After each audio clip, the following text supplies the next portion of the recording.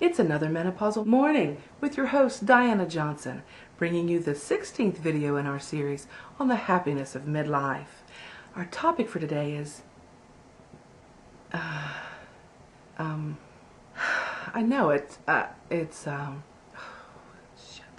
menopause. It's Diana Johnson. Mental fog. That's it. Right. Yes. Mental fog is our topic for today. Like so many of the other issues we deal with in our middle ages, this particular mental fog thing is caused by the whatchamacallits thingies, the hormones. Yes, hormones. Hormones are chemical messengers that stimulate certain cells in target organs for specific things, functions in the body. Why were we talking about hormones again?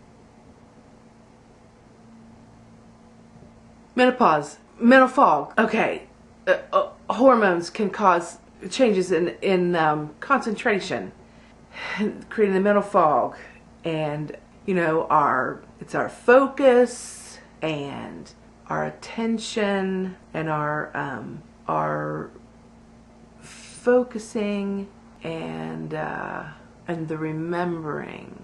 The remembering is forgetting is you know, this is kind of a hard issue to, I don't know, it's like the Joe versus the volcano brain cloud thingy. It's hard. Okay, so to demonstrate my struggle with this particular issue of menopause, I recorded my last trip to the grocery store. Now, I always create a list before I go to the store. I hate to shop, so I try to do it as efficiently and effectively as I can.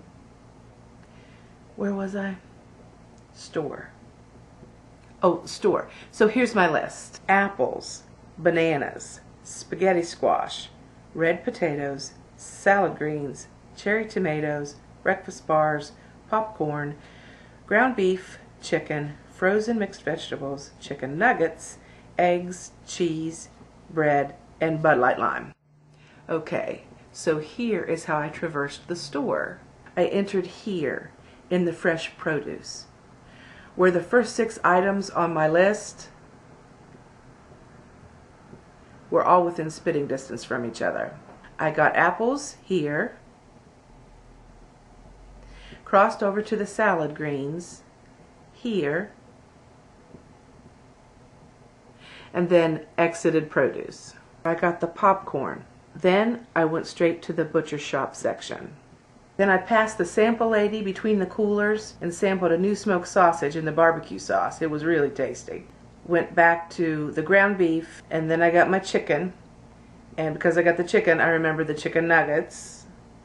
Now remember, I'm actually looking at the list. Then to the frozen vegetables around here, when I remembered what I wanted the frozen vegetables for. My cousin's favorite chicken pot pie. So I also needed refrigerator dough pie crusts and 2 cans of cream of chicken and mushroom soup. So of course I had to pass the sample lady again, and she offered me more barbecued sausage.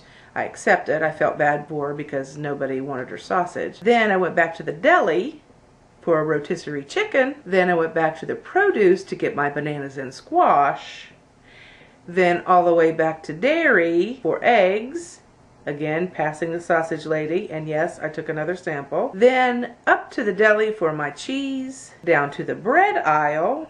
All the way back to produce for tomatoes, where I stopped and consulted the list again to make sure I got everything in that section. And it's a good thing that I did, because I forgot the potatoes. Then over to organics for the breakfast bars, and then finally clear over to the far corner again for my Bud Light Lime. At which point the sample lady met me and gave me some sausage wrapped in a napkin to take home for later. She was so sweet. So on my way out, I went back to the meat department to buy some of that barbecued sausage because I felt obligated now. And then I checked out. I went out, loaded the car with my groceries, returned my cart, donated to the Salvation Army, and then fell fast asleep in my parking place.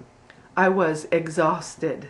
Mental fog can occur after several nights of insomnia, after exhausting yourself in an episode of menopausal badmouth, second to anemia after a hit-and-miss super period, or for no apparent reason whatsoever.